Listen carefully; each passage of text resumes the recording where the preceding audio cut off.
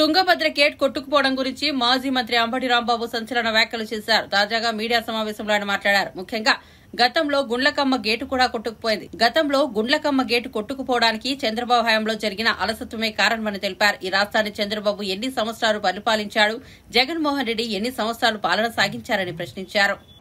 వారు కూడా 3 రాష్ట్రాలకి సంబంధించినటువంటి ప్రాజెక్టు కాబట్టి నిర్వహణలో వారు బాధ్యత తీసుకుంటారు.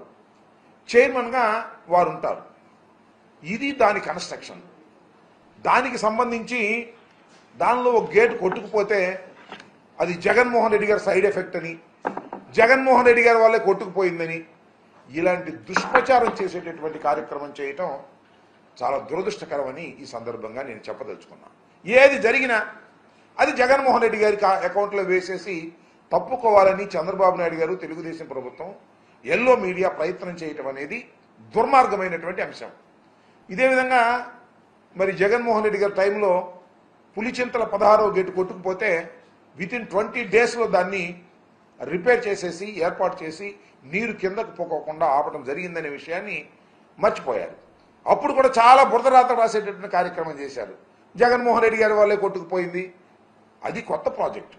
వాస్తవానికి కాంట్రాక్టర్ లోపం వలన, చంద్రబాబు నాయుడు గారికి కాంట్రాక్టర్కి మధ్యన ఉన్నటువంటి లాలూచి వలన, ఫండ్స్ విషయంలో ఆయన సక్రమంగా చేయకపోవటం వలన కొట్టుకుపోతే దాన్ని రివైవ్ చేసి దాన్ని మళ్ళీ ఏర్పాటు చేయడం జరిగింది. అదేవిధంగా గుళ్ళకమ్మ గేటు కొట్టుకుపోయింది. గుళ్ళకమ్మ గేటుకు పట్టుకుపోయినా జగన్మోహన్ రెడ్డి గారు దీనికి కారణం అనేటువంటి మాట మాట్లాడారు. ఆ రోజున చెప్పాను, నేను మంత్రిగా ఉన్నప్పుడు. ఈ రోజున చెప్తున్నాను, గుళ్ళకమ్మ కొట్టుకుపోవడానికి, గేటు కొట్టుకుపోవడానికి చంద్రబాబు నాయుడు గారు తన హయాంలో చేసినటువంటి అలసత్వం. ఎందుకు చెప్తున్నానంటే, చంద్రబాబు నాయుడు గారు 5 సంవత్సరాలు పరిపాలించాడు కదా పోయినసారి. అప్పుడు గుళ్ళకమ్మకి 5 to 6 crores ఖర్చు పెట్టారు. దేనికి ఖర్చు పెట్టారు తెలుసా? పెయింట్ వేయటానికి, విగ్రహం కట్టడానికి, అక్కడ బ్యూటిఫికేషన్ కోసం 6 crores దే స్పెండ్. గేట్ల కోసం 1 కోటి కూడా ఖర్చు పెట్టాల. అంటే ఎక్కడ డబ్బులు కమిషన్ వస్తే అక్కడ ఖర్చు పెట్టి గుళ్ళకమ్మ ప్రాజెక్టుని సర్వనాశనం చేసే కార్యక్రమం చేశారు. అది మేము వచ్చిన తర్వాత కొట్టుకుపోయింది. ఆ రోజు చేసి ఉన్నట్టయితే అద్భుతంగా ఉండేది. కానీ ఈ విధంగా ఏది జరిగినా జగన్మోహన్ రెడ్డి గారి అకౌంట్లో వేయాలనేటువంటి ప్రయత్నం చేయటం చంద్రబాబు నాయుడు గారికి తగదు అని ఈ సందర్భంగా నేను చెప్పదలుచుకున్నాను. నిజానికి తుంగభద్ర 71 సంవత్సరాల పూర్వం, అంటే మేము పుట్టక ముందు అది నిర్మాణం చేసినటువంటి ప్రాజెక్ట్. చాలా పత్రికల్లో, వాళ్ళ పత్రికల్లోనూ రాశారు, 45 సంవత్సరాలు వరకు అది గ్యారంటీ పీరియడ్. 45 సంవత్సరాలు దాటి ఇప్పుడు 71 సంవత్సరం అయింది. దాని రిపేర్లు ఎప్పటికప్పుడు చేస్తూ ఉండాలి. 45 సంవత్సరాల నుంచి కూడా సక్రమంగా చేస్తూ ఉండాలి. చంద్రబాబు నాయుడు గారు ఎన్ని సంవత్సరాలు పరిపాలన చేశారో మీకు తెలుసు.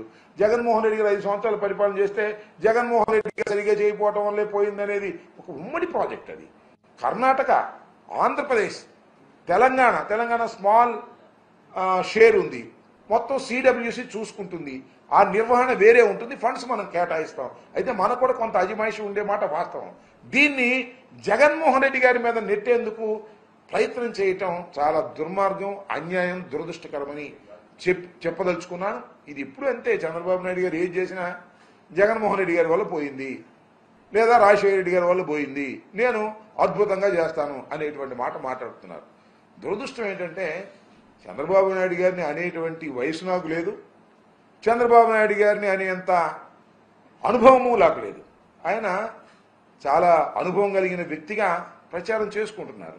ఎంత దురదృష్టం అంటే, పులిచింతల